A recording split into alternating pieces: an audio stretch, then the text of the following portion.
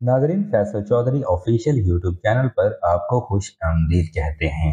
नजरिया इर्तिका इंसान की फिक्री तारीख के ताकतवर तरीन नजरियात में से एक है, और जितना इसने इंसानी फिक्र पर असर डाले हैं शायद ही किसी और नजरिए ने डाले हों। आमतौर पर चार्ल्स डार्विन को इस नजरिए का बानी समझा जाता है, लेकिन हयातियाती इर्तिका का तस्वर हजारों वर्ष पहले मौजूद था।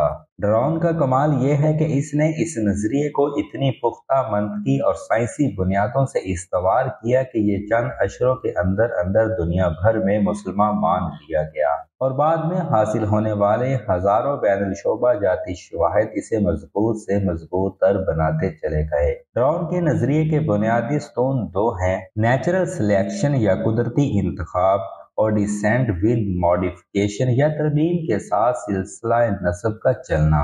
जैसा कि पहले कहा जा चुका है, डार्विन ने इस नजरिए को बुनियाद फराहम की, लेकिन दिलचस्प बात यह है कि कुदरती इंतखाब का जिक्र डार्विन से 1000 साल पहले मुसलमान मुफक्कर जहाज पेश कर चुके थे, जो डार्विन के नजरिए से हैरत अंगेज तौर पर मुशाबा है। जहाज का पूरा नाम अबू अस्मान उमरू बहर अल कनानी अल बसरी था, और वो 776 ईस्वी में बसरा में पैदा हुए थे। इनका खानदान बेहद गरीब था और इनके दादा सारबान थे। जहाज खुद बचपन में बसरा की नहरों के किनारे मछलियां बेचा करते थे। इनके बारे में कहा जाता है कि वो बदहियत थे, जिसकी वजह से लोग इनका मजाक उड़ाया करते थे। अरबी लफ्ज जहाज का मतलब ऐसा शख्स है जिसके दीदे बाहर को निकले हुए हों, लेकिन जहाज ने इन रुकावटों को आड़े नहीं आने दिया और तहैया कर लिया कि अपने मुखालफों को इल्म की रोशनी से शिकस्त देंगे। इस मकसद के लिए उन्होंने तालीम हासिल करने का सिलसिला जारी रखा और खुद लिखने पढ़ने के साथ साथ फारग औकात में मुख्तलिफ इल्मी महाफिल में जाकर तकारीर और मुबाहसे सुना करते थे। उस जमाने में मुतज़िला फिरका जड़ पकड़ रहा था, और इनकी महाफिल में मजहबी मसाइल, फलसफा और साइंस पर धुआंधार बहसें हुआ करती थी। जहाज ने बाकायदगी से इन महफिलों में शिरकत शुरू कर दी, जिससे उन्हें अपने नजरियात वज़ा करने में मदद मिली। ये अब्बासी सल्तनत के अरूज का जमाना था। अब्बासी खलीफा हारून अर रशीद और मामून अर रशीद का दौर, कुतुब खानों, इल्मी बहसों और बैतुल हुक्मा का दौर, ये वो जमाना था जब दुनिया भर से अलूम फ़नून अरबी जुबान में तर्जमा हो रहे थे और मुस्लिम दुनिया नित नए नजरियात से रोशनास हो रही थी। मुसलमानों ने अभी हाल ही में चीनियों से कागज बनाने का कारआमद फन सीखा था, जिससे इल्म व दानिश के मैदानों में इनकलाब बर्पा कर दिया था। नौजवान जहाज ने इस माहौल का भरपूर फायदा उठाया और मुख्तलिफ मतनूह मौज़ूआत पर एक के बाद एक तसनीफ पेश करना शुरू कर दी। जल्द ही इनकी शोहरत दूर नज़दीक तक पहुंच गई, यहाँ तक कि खुद अब्बासी खलीफा मामून रशीद भी इनके कदरदानों में शामिल हो गए। बाद में खलीफा अल मुतवक्किल ने उन्हें अपने बच्चों का उस्ताद मुकर्रर कर दिया। जहाज ने साइंस, जुग्राफिया, फलसफा, सरफनाह और इल्म अल बयान जैसे कई मौज़ूआत पर कलम उठाया। उस जमाने में लिखी गई बाज़ फहरिस्तों में इनकी किताबों की तादाद 200 के करीब बताई गई है, ताहम इनमें से सिर्फ 1/3 महफूज रह सकी हैं।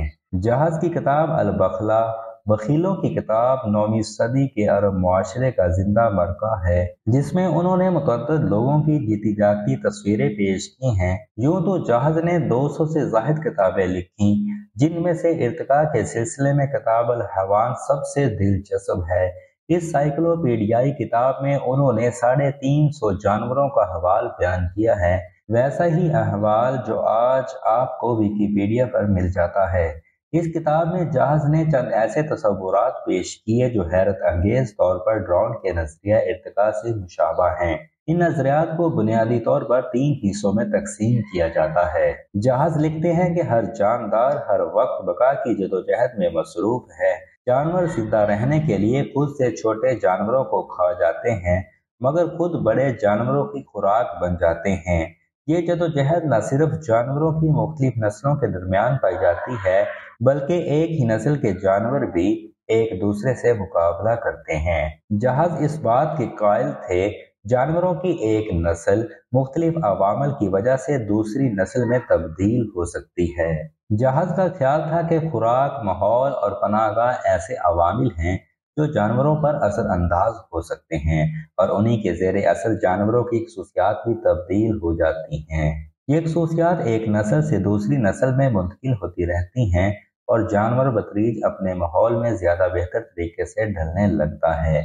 इस तरह बेहतर खसूसियात वाले जानवर बका की दौड़ में कामयाब रहते हैं।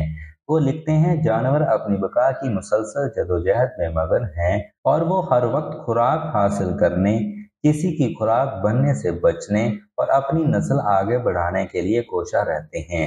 ये वही नजरिया है जो बाद में बकाए असलहा, सर्वाइवल ऑफ द फिटेस्ट कहलाया।